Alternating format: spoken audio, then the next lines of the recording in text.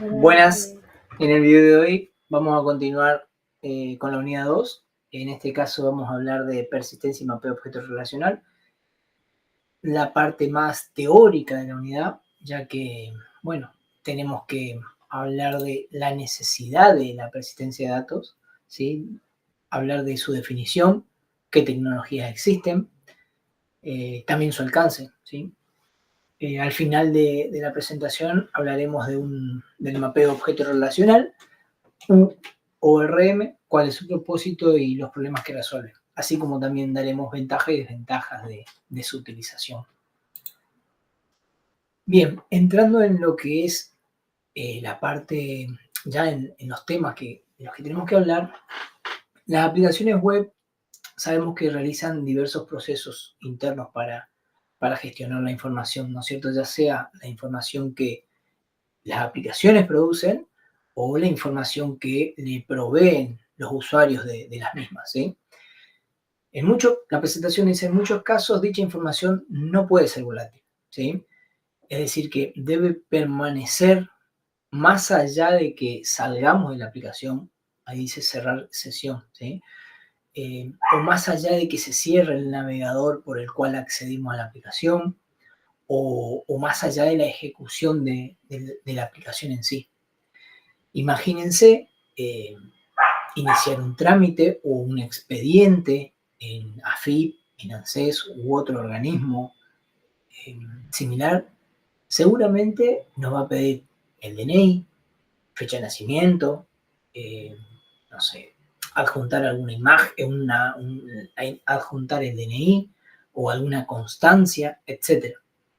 Esta información seguro que no debe perderse. Esta información va a tener que perdurar en el tiempo.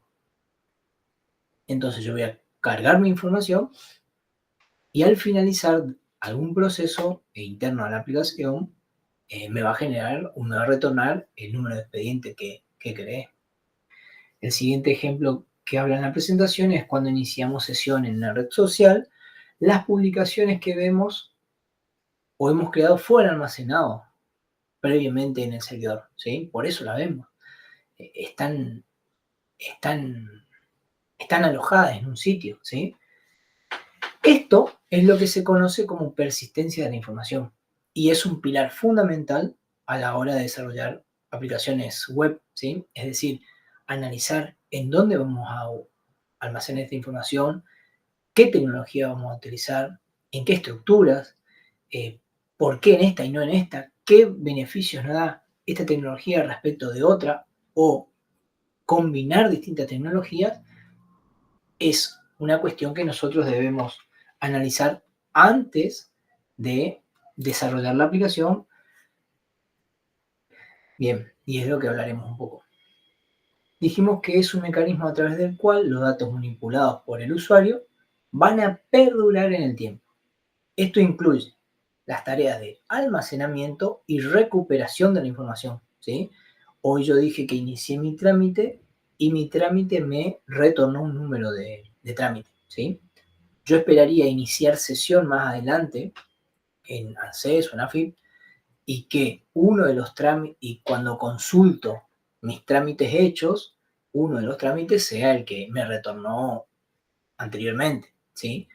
De eso trata de que la información debe ser almacenada y recuperada de forma efectiva y confiable, ¿sí?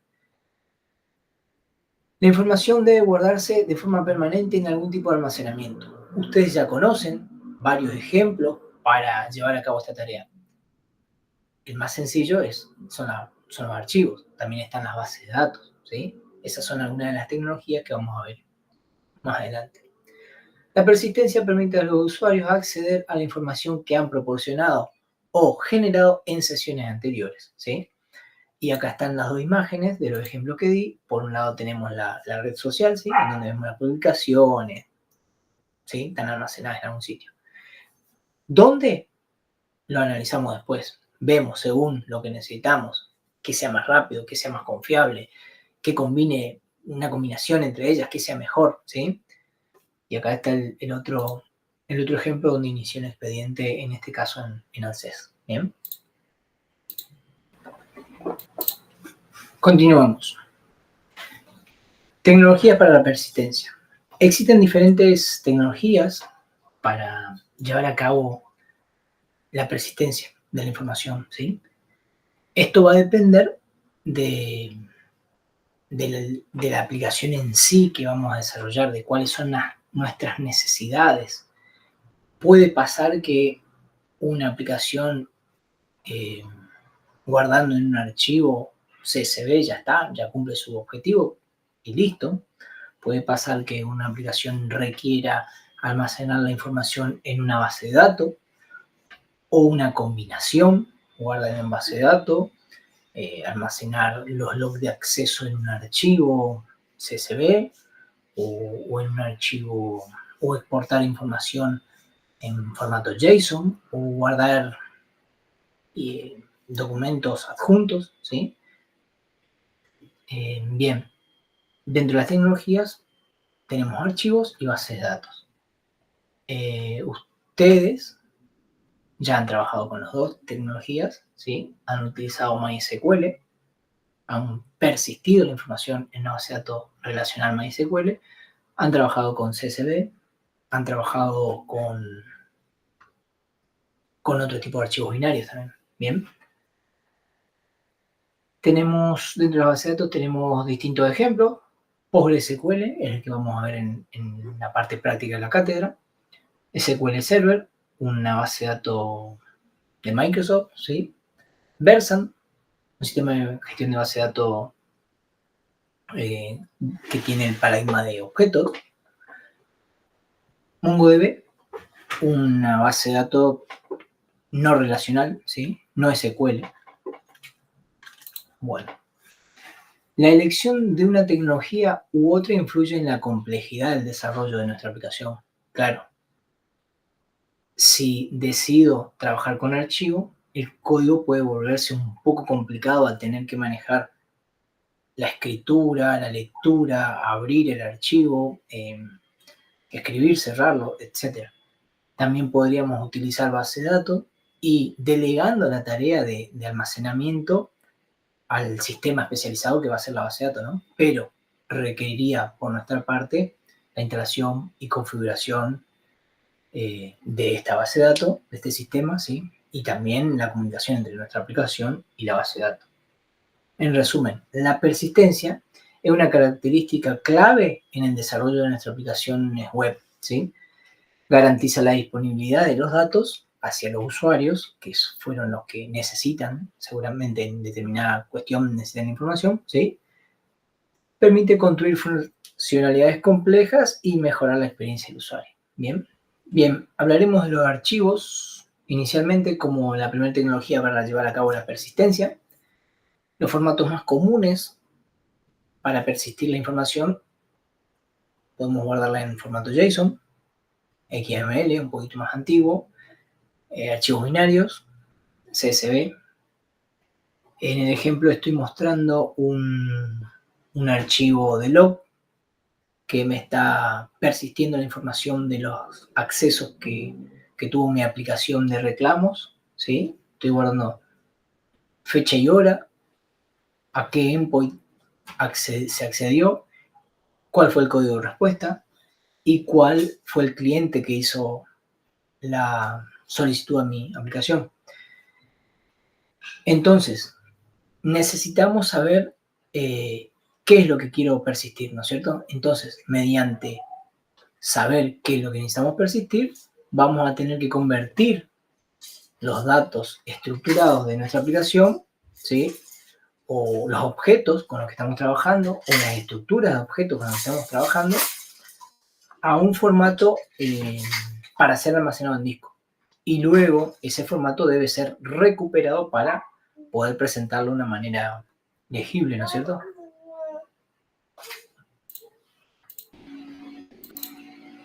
Continuamos con las bases de datos orientadas a objetos, ¿sí? Como primer tecnología de base de datos para la persistencia.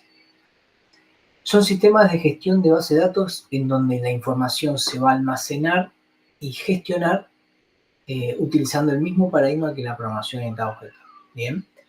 Entonces, de esta manera, los datos se van a representar como objetos, con sus atributos y sus métodos, lo que nos permite una integración directa si desarrollamos nuestra aplicación bajo el paradigma de objetos, ¿sí?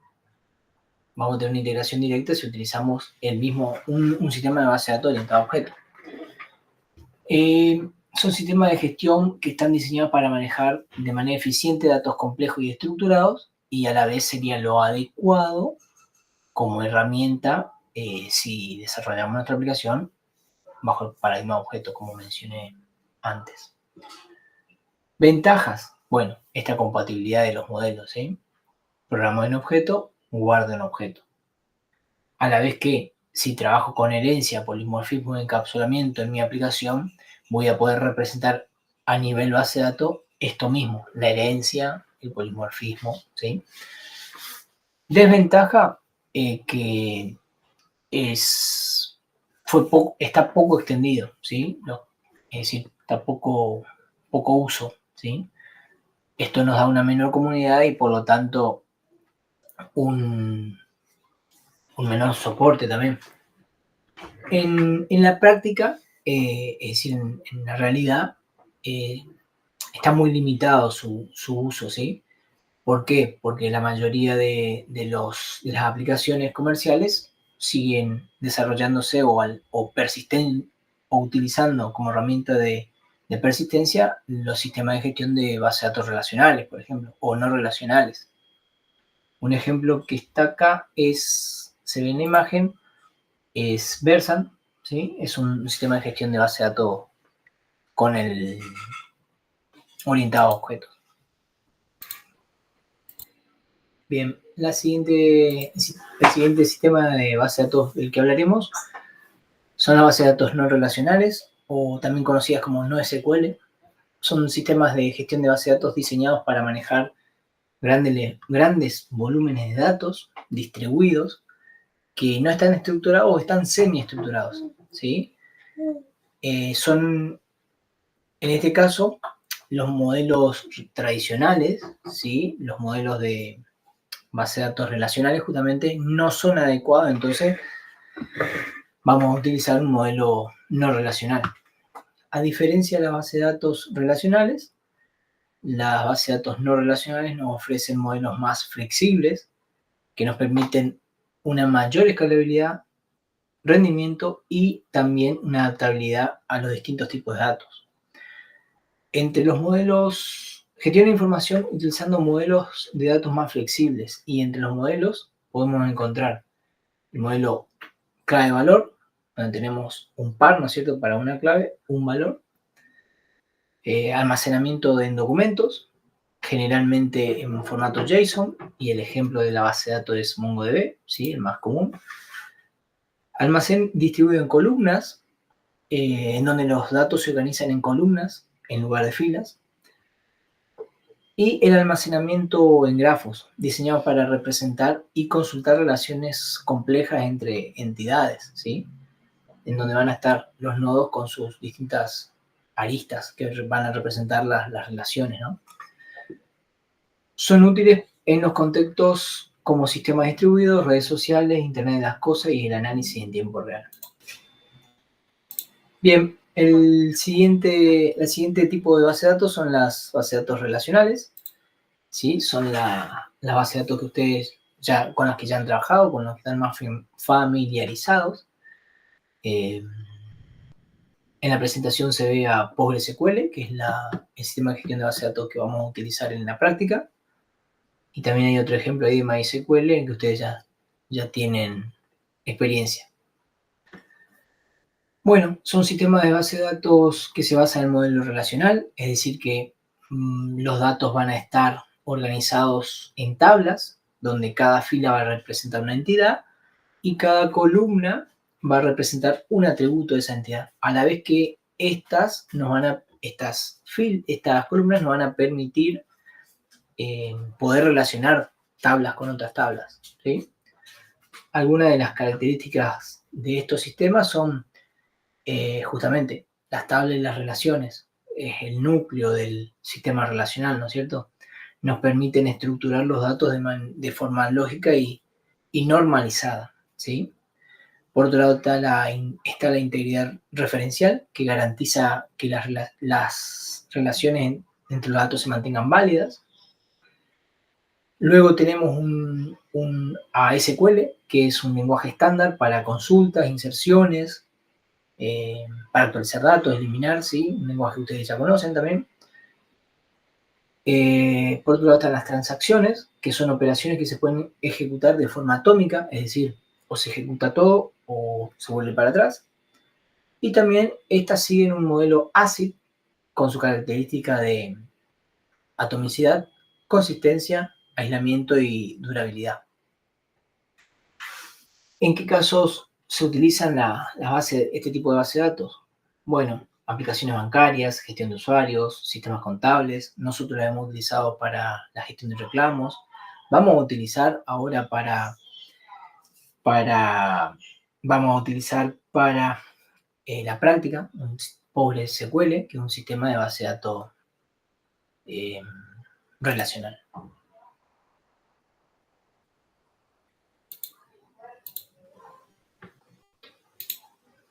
Bueno, para continuar,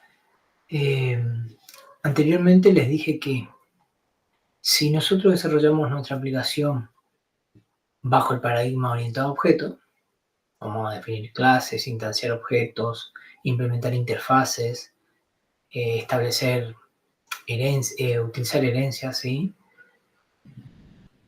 Lo ideal sería utilizar un sistema de gestión de base de datos orientado a objetos, porque la relación es directa, vamos a poder almacenar estos objetos y sus estados en un sistema de este tipo, un sistema de gestión de este tipo.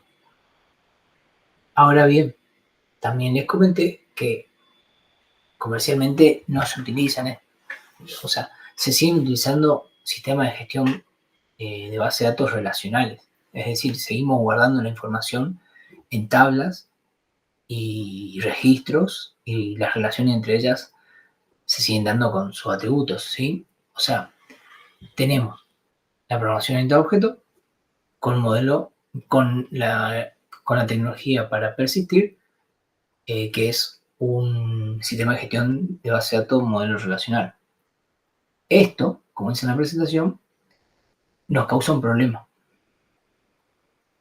Cuando la aplicación está desarrollada con el paradigma orientado a objeto, pero los datos se almacenan en una base de datos relacional o en otro formato estructural distinto, se presenta la necesidad de transformar los objetos de la aplicación en una estructura compatible con el sistema de almacenamiento, ¿sí? Yo acá tengo mi aplicación bajo el paradigma objeto acá con 3 objetos, que a la hora de almacenar en mi sistema de base de datos, lo voy a tener que guardar en tablas. Bien, esa transformación tiene que ser bidireccional a la hora de crear la información y a la hora de recuperar la información. Tenemos que ir de objetos a base de datos relacionales y de base de datos a objetos a la hora de recuperarla. Este proceso genera varios problemas y desafíos, ¿sí?, para nosotros. Esto se conoce como la impedancia entre los modelos, ¿sí? Entre el modelo programación orientada a objeto y el modelo relacional, existe una impedancia entre los modelos, una incompatibilidad. Y algunos de los problemas que se presentan a la hora de querer transformar esto es transformar objetos al modelo relacional, son la incompatibilidad de las estructuras. Como ya comenté anteriormente, los objetos manejan herencia, encapsulamiento, polimorfismo, que no tienen una equivalencia directa en el modelo relacional. También otra dificultad es la de decidir qué y cómo transformar los objetos a un modelo relacional. Es decir, este atributo de este objeto pertenece a una tabla, sí, no. Las relaciones entre objetos, ¿cómo las represento en la base de datos relacional? Una tabla, una relación mucho a mucho, uno a uno. Bien, ese tipo de decisiones, las de transformar los objetos a un modelo relacional. Además, también presentan una mayor carga en el desarrollo. Claro, se necesita implementar una lógica extra para convertir objetos a tablas y de tablas a objetos. Y también el mantenimiento. Imagínense que las clases podrían modificarse porque tienen nuevos atributos. Bueno, esto va a hacer que algunas tablas requieran algún mantenimiento, es decir, un trabajo extra. Bien, la transformación de la que hablé hoy al principio, cuando dije que de programación de objeto a un modelo estructural, se hace necesaria una transformación de objeto a tablas, ¿sí? Esa transformación debería tener algunas características deseables. Debería ser transparente a nosotros los desarrolladores. No deberíamos tener que, entre comillas, ensuciarnos las manos con eso, ¿no? Debería haber algo que haga esta transformación por nosotros. Esa transformación también debería ser segura y asegurarnos la atomicidad de los datos, ¿sí? Que los datos se almacenen correctamente, o se guarden todos o nada, ¿sí? Además, no debería afectarnos el desempeño o la performance de nuestra aplicación. No debería caer la performance de nuestra aplicación a la hora de la transformación. Y además no debería comprometer tampoco la lógica de nuestro negocio, debería ser cosas separadas, ¿sí? Ahora bien, surge la pregunta, ¿cómo hacemos esa transformación?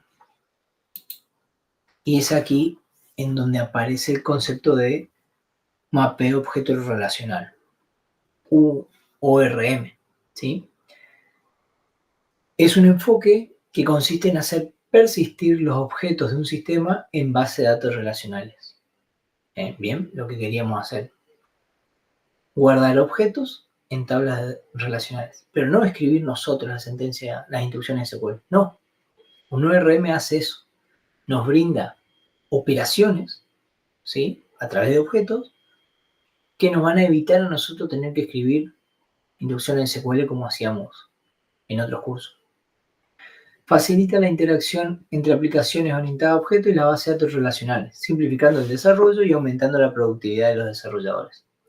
Permite a los desarrolladores trabajar con datos almacenados en una base de datos relacional utilizando objetos en el lenguaje de programación que estamos utilizando, en lugar de tener que escribir las instrucciones de SQL. Podríamos decir que un ORM es una herramienta, ¿sí? Que se va a encargar de traducir las operaciones realizadas sobre los objetos, es decir, la de crear un objeto, actualizar un objeto, listarlos, ¿sí? Eliminar, en instrucciones SQL que se van a ejecutar en la base de datos relacional, justamente. Además, los ORM nos proporcionan un mecanismo para definir estructuras de datos en términos de clases y atributos en nuestro código, ¿sí? Y mapear esas tablas y las columnas de la base de datos, ¿sí? Entonces, por un lado vamos a tener tablas, justamente en la base de datos vamos a tener tablas con sus columnas, ¿sí? Vamos a poder mapear esas tablas en entidades o en clases, dentro de nuestra aplicación, bajo el paradigma de objeto. Y al final dice que simplifica y facilita el desarrollo de aplicaciones. Facilita la interacción con la base de datos y facilita el desarrollo de las aplicaciones. Por acá hay una imagen con un modelo tradicional, ¿sí? En donde tenemos nuestra aplicación, que a la hora de escribir o persistir la información en una base de datos, tenemos que escribir las instrucciones de SQL. Para recuperar la información, también tenemos que escribir las instrucciones SQL. Acá, en este otro esquema, se agrega un ORM, en este caso es el logo de Type ORM, el ORM que vamos a utilizar nosotros en la cátedra. Nuestra aplicación tiene objetos que para, por ejemplo, hacer el CRUD, el crear, leer, datear y borrar, tiene operaciones, ¿sí? Que TypeORM se va a encargar de traducir a las instrucciones SQL que correspondan. Bien. La característica más importante del ORM es el mapeo, ¿sí? Es utilizado para el mapeo ¿de qué? De las tablas y sus relaciones a clases, ¿sí? Es utilizado para persistir objetos en una base de datos, un poco de lo que ya vinimos hablando. Un objeto y sus propiedades están relacionados a una o más tablas en la base de datos. El ORM usa información de estas relaciones para gestionar el proceso de conversión de tablas a objetos y de objetos a tablas, generando las consultas SQL necesarias para que la base de datos relacional gestione el club de objetos, como lo comenté hace un ratito acá. Y acá algunos ejemplos. TypeORM, SQLite para Node.js, Hibernate para Java. Ventajas y desventajas en el uso del mapeo objeto relacional. Bueno, a nosotros, como desarrolladores o programadores, nos abstrae de la base de datos que estamos utilizando, ¿sí? Nosotros vamos a instanciar objetos y vamos a utilizar alguna operación que nos brinda el ORM para crear o para recuperar información. Más allá de que no sabemos cómo es la instrucción SQL que hace el ORM, ¿sí? También la portabilidad del código. Si nosotros tenemos una aplicación y hay un ORM acá que nos abstrae justamente la base de datos, podemos llegar a cambiar esta base de datos sin mayores inconvenientes en nuestra aplicación. Mayor seguridad. Previene ataques de inyección SQL, ¿sí? Claro, no vamos a escribir más instrucciones en SQL, así que nada mayor seguridad. Este concepto de ataques de inyección en SQL es un concepto que lo vamos a ver más adelante, pero básicamente hay usuarios que escriben código o escriben instrucciones SQL que se pueden inyectar en las instrucciones SQL que escribiríamos nosotros siguiendo este modelo. Entonces las instrucciones que escriben los usuarios podrían perjudicar nuestro modelo de datos, ¿sí? Generación de código. Vamos a escribir entidades que se van a traducir o mapear a tablas, ¿no es cierto? Utilizando algún ORM. Y bueno, mayor velocidad en el desarrollo.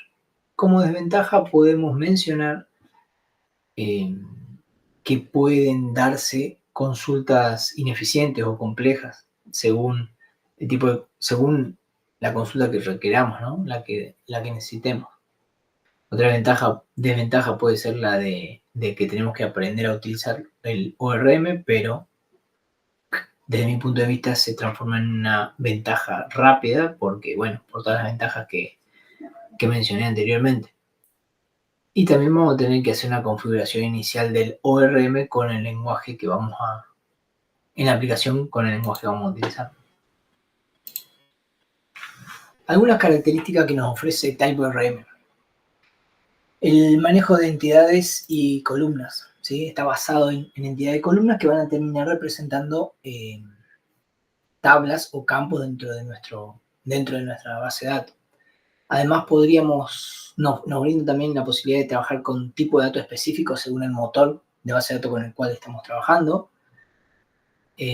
Podemos establecer las relaciones que existen, ¿sí? A través de TypeORM podemos hablar de relaciones uno a uno, uno a mucho, mucho a mucho. El manejo de transacciones, ¿sí? Soporte para transacciones, entonces de esta forma poder asegurar la consistencia de la información. Login, ¿sí? ¿Qué significa esto? Login de consultas para poder hacer una depuración o un monitoreo de qué es lo que se está buscando de la base de datos o guardando en la base de datos. Funciona en múltiples plataformas como son Ionic, React Native, bueno, nosotros vamos a ver en Nest.js, ¿sí? Falta ahí. Vamos a ponerlo.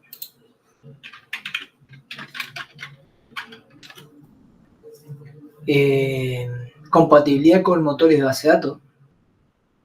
Podemos trabajar con los dos tipos de motores de base de datos, relacionales y no relacionales. Dentro de las relacionales, soporte para MySQL, SQLite, PostgreSQL, y etc. MongoDB dentro de las no relacionales. Por último, dice TypeScript y JavaScript, ¿sí? Podemos utilizarlo con el lenguaje JavaScript o TypeScript. Y en caso de utilizar TypeScript, vamos a estar aprovechando el uso de decoradores, el tipo estático y aquellas características que ya hablamos de TypeScript. Bien, al principio, por acá, cuando arrancamos a hablar, había un punto que dice problema que resuelve el ORM. ¿Qué podríamos como conclusión sacar de los ORM? Nos resuelve si bien podríamos hacerlo nosotros, esta transformación, ¿sí?, de objetos a modelo relacional, por todo lo comentado, sería engorroso y sería deseable que tener una herramienta que lo haga. Bien, los ORM hacen eso. Nos resuelven la impedancia de los modelos. Nos resuelven el hecho de trabajar con un paradigma de objetos y persistir los datos en modelo relacional. ¿Sí? Espero que haya quedado claro.